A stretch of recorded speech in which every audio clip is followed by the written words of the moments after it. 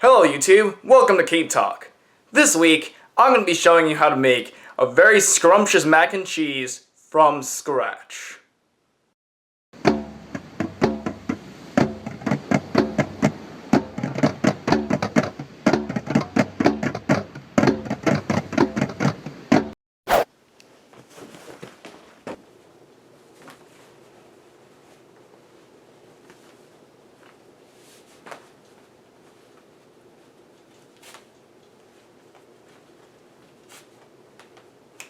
Alright, we're ready to go. Let's go check out the kitchen.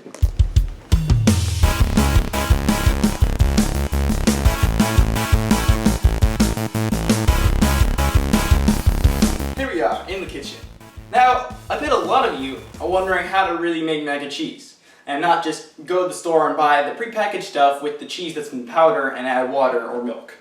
Now, mac and cheese is not just noodles and cheese. There is a special preparation part in it to make it so it's perfect and creamy, like all the stuff you would get in your old homemade batches from your grandparents or at the restaurants. So this key ingredient, or this key part of the recipe, is called the Bechamel Sauce. Now this is composed of butter, milk, and flour, and it just you stir it up and it makes this creamy sauce, and then after that you add your noodles and your cheese. But that is the key ingredient. That is what makes mac and cheese the mac and cheese. So now I'm going to show you how to make that bechamel sauce. For the bechamel sauce, the ingredients you will need are 4 cups of whole milk, that's also 1 quart, 8 tablespoons of unsalted butter, which is 1 stick, half a cup of all-purpose flour, and 2 tablespoons of kosher salt. So the first step to do with the new ingredients is to pour the 4 cups of milk into a medium-sized pan. So then you turn up the burner to medium heat and let it simmer until we'll let it sit there until it simmers. So you can stir it gently, gently, ever so slightly, the whole process. By the way, this first waiting process should take about, I don't know, like anywhere between 2 to 5 minutes, depending on how hot your stove is. And you just want to check it by like, you might want to stick your finger in there just very quickly, see if it's hot.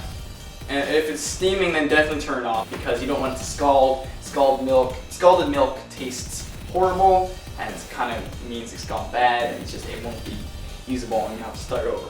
Then you put water in a big pot and turn that up high and let it boil.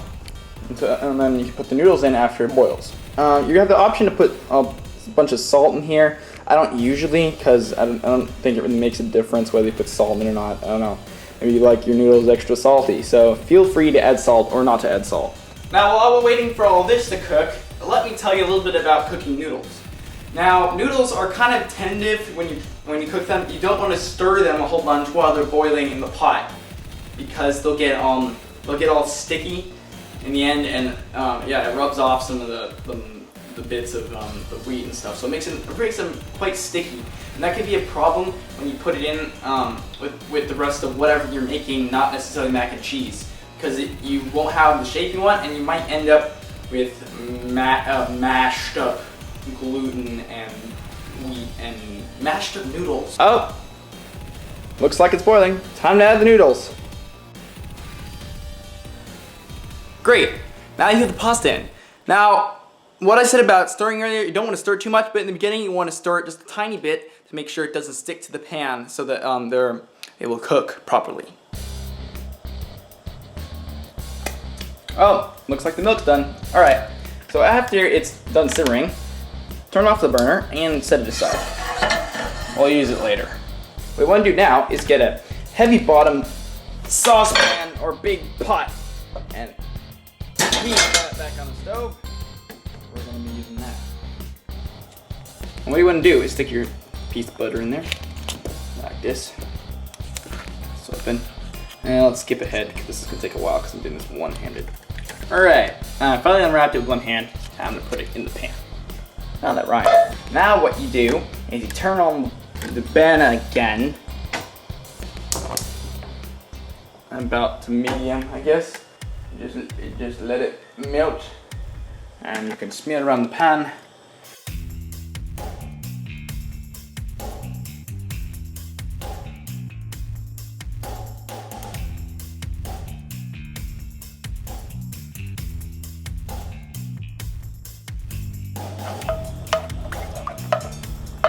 Alright, looks like the butter's mostly melted, don't let that burn, so let's move quickly on to the next step. So you take your flour and you put it in your pan. Spread it out a little bit. Now we don't need the spoon anymore. So all we need is a whisk. A whiskey whisk. It's very whiskey using a whisk. Very whiskey. Now you want to whisk it for a while now. Constantly whisking it and stirring it. It should be this thick, kind of very thick material, thick substance, thick texture. And you just do this until it turns kind of like a golden brown. Right now it's kind of yellow.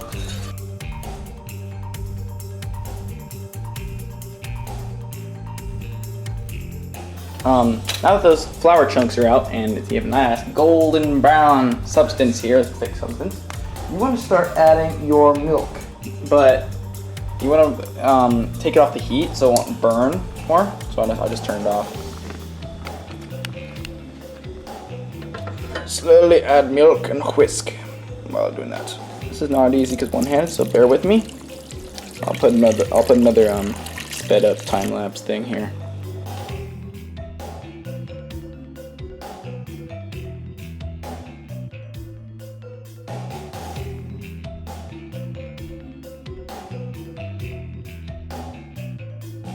Alright, so it looks like our bechamel sauce is kind of done, but we could add some salt to give it a little bit of flavor, just because you tend to like your mac and cheese salty. For assembling the rest of the mac and cheese after making the bechamel sauce, you need some kosher salt, and you can add that as your liking of whether how salty it is later on. 1 pound elbow macaroni. You will also need 8 ounces of shredded 2-year aged sharp cheddar cheese, about 3 cups. It doesn't really matter if it's 2-year aged or whatever. You also need 3 ounces of grated pecorino romano cheese. Now this is the cheese that makes it actually taste like mac and cheese. Just in my opinion, it has a distinct flavor that'll make it taste like your classic mac and cheese. Alright, let's dump the noodles out. So now you want to take the bechamel sauce and add all the cheeses to it.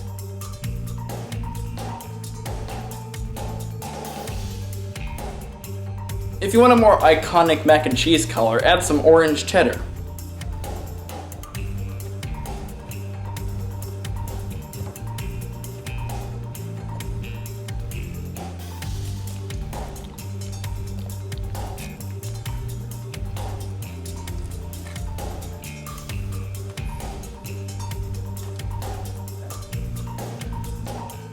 So now to add the key cheese.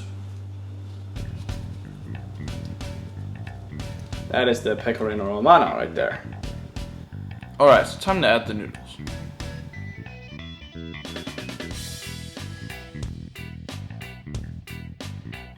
Alright, time to fold it in. Like this.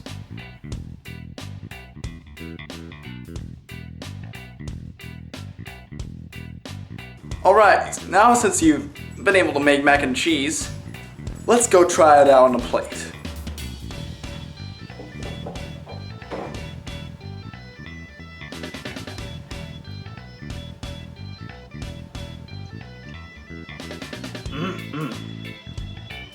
So now you know how to make mac and cheese.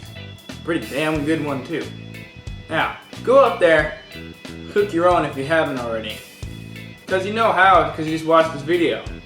Now all you guys in college, you can cook a really easy meal that's really good. So have fun with it. And you high school kids, or you lower school kids, or anybody else, try this in your own time. I think it's pretty fun, and you get good results. And it tastes hella good too. See you next week on Cave Talk. Josh out. Don't forget to hit those like and subscribe buttons. And there you go. Press the subscribe button. And over here for more videos. Yeah, check that out.